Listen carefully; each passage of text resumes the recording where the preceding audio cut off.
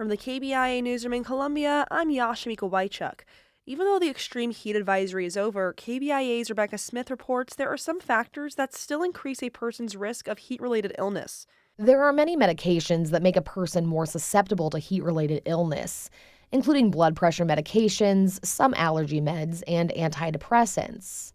Dr. Christopher Sampson is an emergency medicine doctor at MU Healthcare and says heat can also be more harmful to those with chronic health conditions, such as COPD, heart disease, high blood pressure, or diabetes. When your blood sugar gets elevated, it does make you urinate more frequently. So they also can be at risk of becoming dehydrated quicker. Sampson says if a person becomes dizzy or excessively thirsty, get them out of the heat and to a cool area.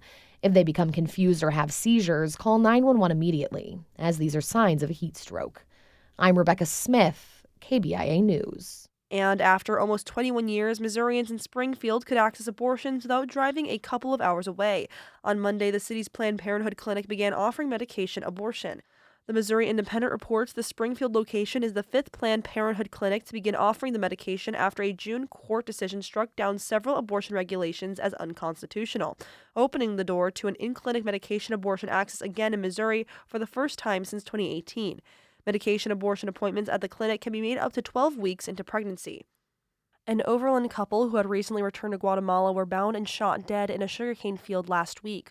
Brian Munoz has the latest. Rolando Perez Paz says he and his late brother, Nixon Perez Paz, were deported last year after ICE stopped them on their way to work. Nixon's wife, Glendy Gonzalez de la Cruz, had an active asylum case, but feared the possibility of ICE separating her from her 3 young daughters. So she returned. Weeks later, she and Nixon were killed. Their youngest daughter, only 14 months old, was found alive next to her mother's body. Rolando says he hopes this tragedy sparks change. Ojalá que se hiciera justicia por medio de esto que todo que ha pasado con mi familia. I hope there's justice for everything my family has gone through, that ICE stops targeting hardworking people.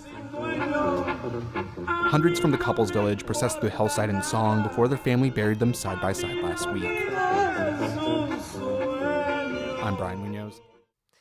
And State Senator Rick Bratton wants to know how the staff at the Daniel Boone Regional Library plans Saturday's LGBTQ+ themed reading event for toddlers and preschoolers.